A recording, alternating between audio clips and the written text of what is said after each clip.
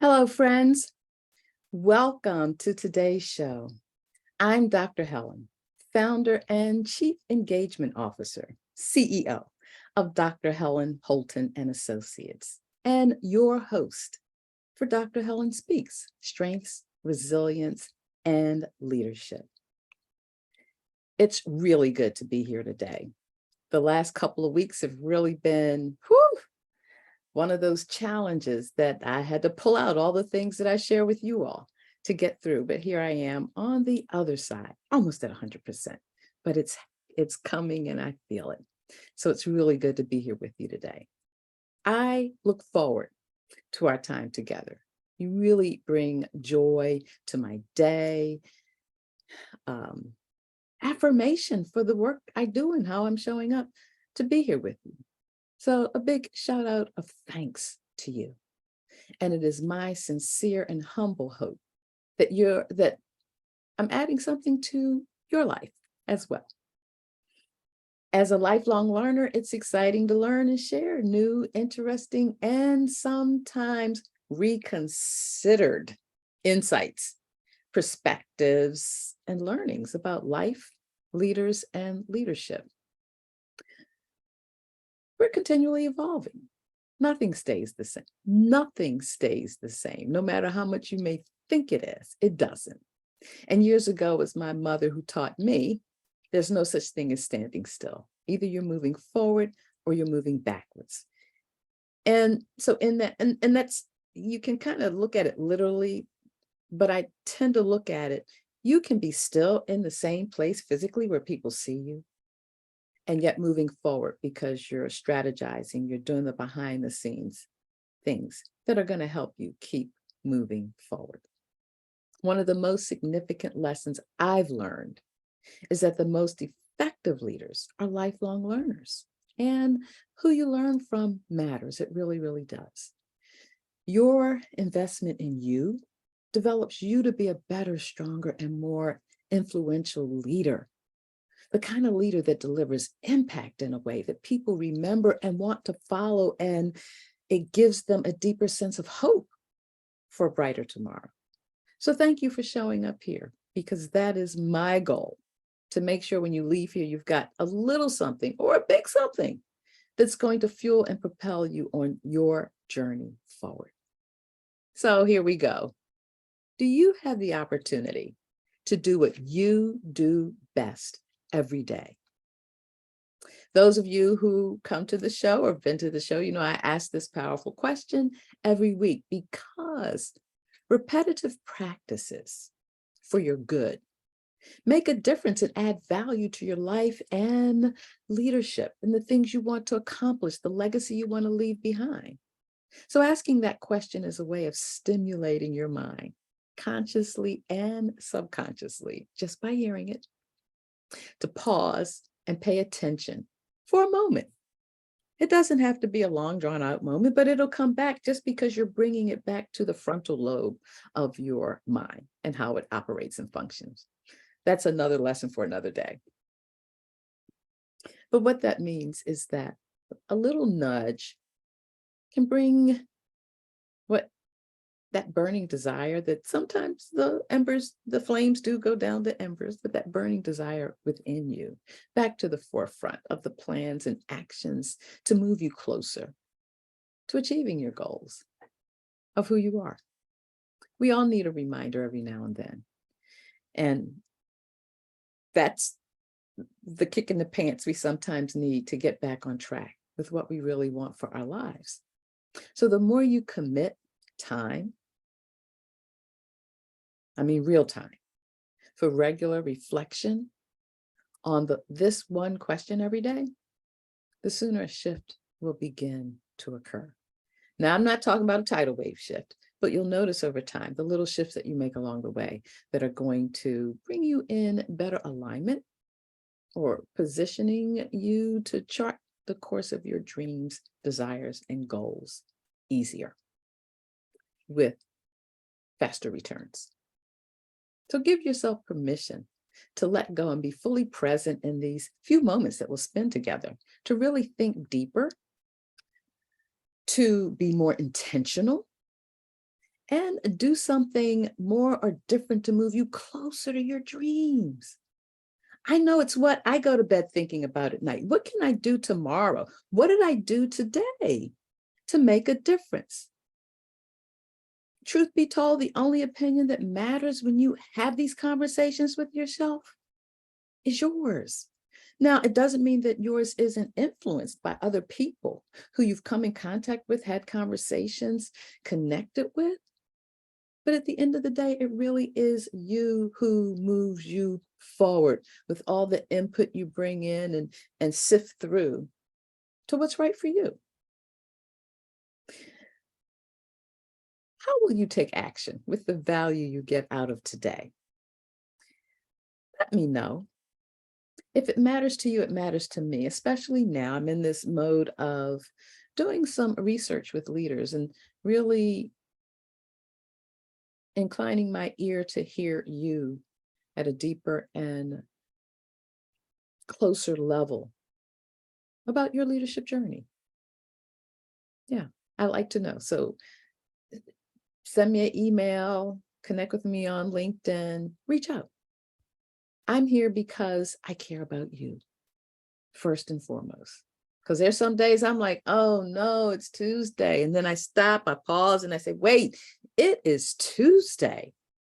Here's my opportunity to pour out into the world some of what's helped me keep afloat all these years. So thank you. Yeah, you're why I do what I do, like never before. It's my sweet spot. It's what I hope you gain along your journey to take you further. So before we jump in, make sure you've got something handy to capture your thoughts, questions, ideas, aha moments. It doesn't matter what you put it on these days. Well, it does matter. However, you know the best way that it's going to stick with you. You'll be able to put your hands back on it, whether it's a journal, a notebook, a tablet, a smartphone. Now, if you're really pinched, and I do this when I'm listening to something because I want to make time go by faster by being focused on something that's important to me, and all I may have is an envelope. Hey, if it's an envelope with an empty side on one side, what the heck? I just need to jot it down if it's no more than to know how to come back to that really struck me as something I wanted to know more about. So enough said about that. I want you to sit back, relax a little, and capture what really resonates with you so that it can expand your thinking and continue to build your life, your leadership, and your legacy with intention. Because if we don't do it with intention, what makes you want to do it? That's why I love today's topic. We're going to talk about to be healthy, wealthy, and wise.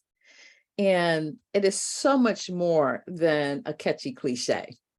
I don't know how many years ago I heard it, but it stuck with me. Healthy, wealthy, and wise. And I want to talk a little bit about how those three, what makes them memorable. And when you look beyond them, there's so much more than what meets your ear upon hearing it.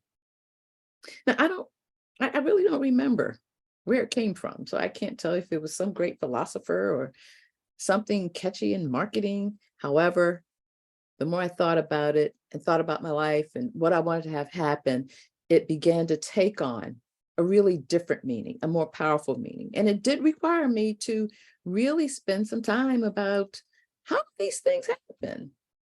You hear the things like, okay, it'll come back to me. Yes, it will. There are times when I've thought about healthy, wealthy, and wise, and I've not really been attentive to it. And then there are other times I am laser focused on it. Like the last 2 weeks, understanding that it doesn't matter how much energy you have to invest in something, if you don't have good health or clear mind, all those things. And that's a part of health that we're going to touch on. And you need it. It's the fuel that's going to get you going, that's going to allow you to build wealth and become wise. So what I want us to focus on together today is the interconnectedness of these three drivers that lead to sustainable success, health, wealth, and wisdom. I want you to take a moment and think about someone who you just really revere the wisdom that every time or almost every time you're with them, they're pouring into you in ways that you didn't come looking for. Maybe you're just running into each other somewhere, but when you leave, you feel empowered, you feel uplifted, ready to go and take on the world as only you can. What you thought about these three words working together for your good? How have they added to what you want as a leader? And I'm not talking about putting each one in their own little silo. I'm talking about all together, healthy, wealthy, and wise. How are they connected? How are they making a difference in your life? Now, I appreciate a quote that I came across by Jacinda Ardern, a former Prime Minister of New Zealand. And I find New Zealand one of those interesting countries. Not that I've ever been there, but if I'm going to get to New Zealand, I got to get to Australia and Fiji and Bali and all those parts of the world together, because it takes a long time to get there. Nonetheless, she said, the path to being healthy, and I'm reading, excuse me for a moment, the path to being healthy, wealthy, and wise is paved with discipline, resilience, and knowledge. Embrace these virtues and success will follow. Let me show that again. The path to being healthy, wealthy, and wise is paved with discipline, resilience, and knowledge. Yeah. Embrace these three virtues and success will follow.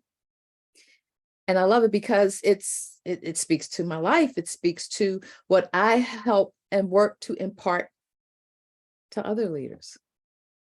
It's like that three-legged stool. You can't be as successful as you could if all three of them weren't kicking in what they contribute to you being a leader, number one, that someone wants to follow, to have your healthy ability to do it, and to have some wisdom to not make the mistakes you may have made earlier on.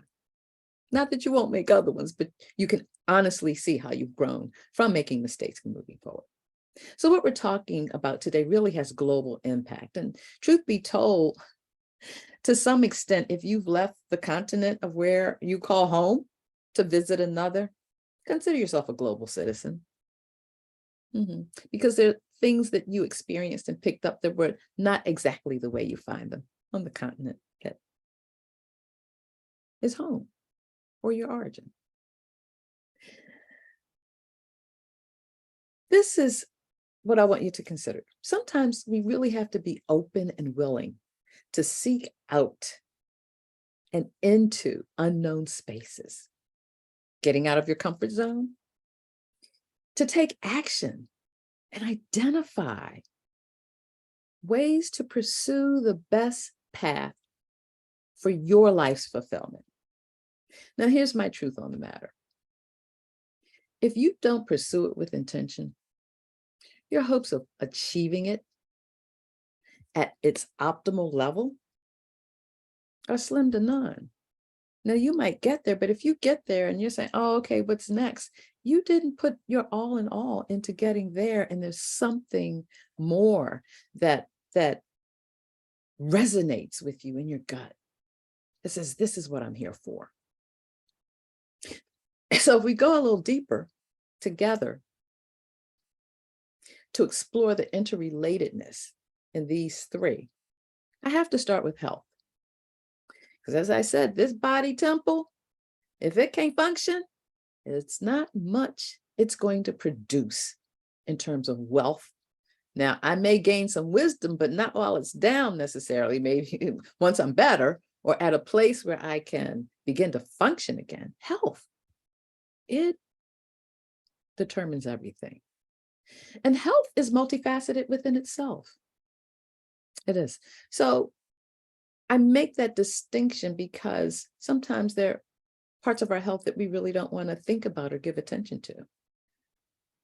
Like and I'm going to phrase it with 2 words to soften it a bit, but our emotional and mental health. They're not one and the same, but I'm going to link them together for this discussion, because when you start talking about mental health, a lot of people get freaked out. They're like, oh, no, I don't have that problem. I don't know, of all the people I know, I don't know anyone that hasn't experienced it, not necessarily directly, but through a family member, a colleague. And we're all have the potential to be challenged by it. Let's talk about emotional health. The loss of a loved one, the ending of a relationship, the loss of a pet. All can throw your emotional health out of sync. And it's okay. It really is. And it brings in things like resilience. They kind of get you back up and going. It doesn't make that took you out of balance. It doesn't lessen it, but it helps you to see how these are all connected to who you are, whether it's having empathy. When you hear or know of the imbalance that others are having. Yeah, and thanks to that wonderful pandemic, a lot of things are out of whack these days. So check your health. I told you, I self-diagnosed a condition that I didn't have and was surprised by the condition I did have that took me out for a minute. And I learned some valuable things in the process of recuperating. Yeah. So what I can say, here's a lighter note when you think about health. Let's talk about regular exercise or moving that body. Really good for all of your body. Physiologically, psychologically, there we go. Physical, emotional, mentally. Yeah, health. How are you taking care of your health? It is the gateway to you living life, period. And so the better you take care of it, the better it's going to show up and be present for you. That. Anybody who doesn't believe that to be true, call me up and let me know. Maybe you can shed a perspective I've never seen. But good health can open doors that nothing else can, because if you don't have it, and if you're not taking care of the health state that you're in today, let's be clear. I'm not in the health state I was a couple decades ago. However, I've learned wisdom that it takes a little more to keep things intact and to move forward and to be present to life. So if I've got health in check, or as good as it can be, because now I'm taking care of it where I'm a little more seasoned than I did with a little less time here on the earth, it's okay. It's okay. I'm still moving forward and making it happen. So our health encompasses a whole lot of things that position us to pursue wealth. Now, yeah, let's talk about wealth. And when you hear the word, what's the first thing that comes to your mind? And be honest. And I'm not looking for the politically correct response. I want you to go deeper with the first thought in your gut. And for me, honestly, every time I hear something about wealth, I think about the OJs. Money, money, money, money. Yeah. I don't know who out there remembers that song, but I'm dating myself, so to speak. Wealth means something different to each and every one of us. And just because money's the first thing that comes to mind, I think that's some of the human condition. But wealth is so much more than that. You've got wealth in the relationships of people in your life who pour into you. You have wealth. Yeah. So wealth is like an outpicturing. I mean, money's an outpicturing of wealth, what wealth may look like. But I believe the best wealth you get comes from within. Gratitude. Oh my goodness, how grateful I am for where I am in my life. I may not have uber money, but you know what? I got a whole lot of peace of mind. Wealth. Be careful how you assess it and measure it and give value to it. Because any tangible thing that you have that you say, oh, I'm wealthy because I have these things, poof, they can be gone in an instant. In an instant. Almost 2 years ago, my mom had a fire at her home. And who of us really thinks about what it's like to lose almost every possession you have to go up in smoke? How do you reset? How do you get back on that path? And it still comes back to your health, because with your health, you have the greatest wealth you can to have all those things again. Which leads us into wisdom. Healthy, wealthy, and wise. Something as traumatic as that can shift your perspective on what is real wealth. Is it that you have your health and your family and friends and loving communities that support you as you're going through? Yeah, you want those creature comforts again. But I just don't think they're at the top of the list like they used to be. When your life was spare and you get to continue to live life. Now, I say all that, yes, we talk about strength, resilience, and leadership, and all those things are impacted by your outlook on life and where you place value, which is why we believe in the tendency of servant leadership. And when I say servant leadership, any leader, the most successful and effective leaders, lead with other people in mind. Maya Angelou, John Maxwell, many others reference. People don't care about what you do, what you say, until they know how much you care about them. Yes, that's the first order of business in life. How are you caring for? How are you loving others like you love yourself? There's plenty to go around.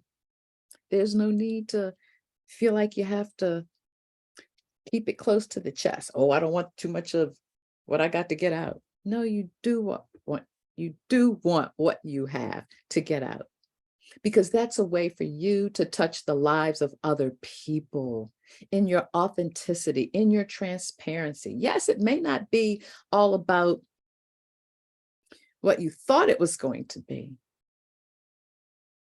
but it is all about what it eventually turns out to be. You've got the power. Use it. Don't lose it. And that's where wisdom comes into play. It's interesting.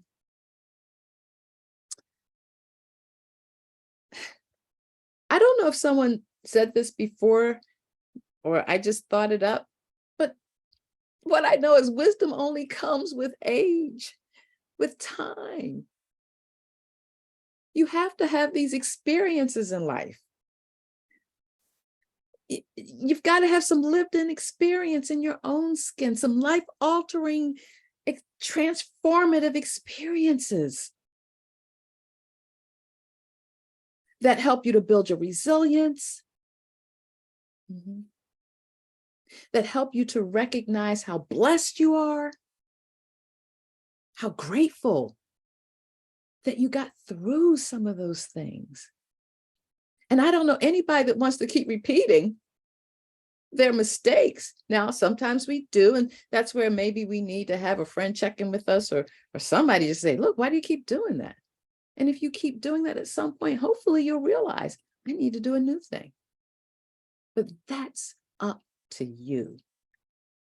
No one makes it happen like you do for you. So it's wonderful when you have people around you that give you advice, that give you money, that referrals to the best doctors. All of that's well and good. But unless you have the intention to use it to prepare and equip you to empower and elevate others, what are you going to do with all that? Let it go to waste? And some people do. And what I love is every day is a new day to do better than the day before. That's a part about what it means to live in the present. Think about that word, the present, a gift. It's a gift that's been given to you. What will you do with it? What will you do with the gift of your life? You can be healthy, wealthy, and wise. It's all a matter of how you see yourself adding value, not just to you, but to others. That's like the queen's crown or king's crown. When you can really set your sights on having everything you've ever wished and hoped for. And I'm not talking about the tangible things. You can get those and you can lose those. But the real worth and value of who you are in this world lives in the heart, lives in the mind. It lives in the wisdom you've gained from others that have crossed your path. Even people that have crossed your path and brought harm and danger, if you've gotten through it, there's something you hopefully learn from it. For sure. It's available to each and every one of you. We all can have it. We all can have it. And how you go about getting it, and it really begins with understanding the interconnectedness of how to live your best life ever. Being healthy, wealthy, and wise is definitely achievable. And it's best accomplished when you pursue it with intention. Life will throw you curveballs every day of the week, I promise you.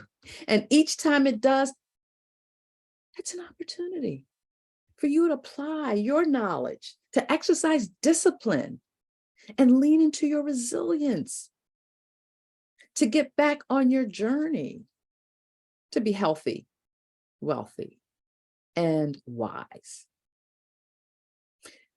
You're already equipped with what you need.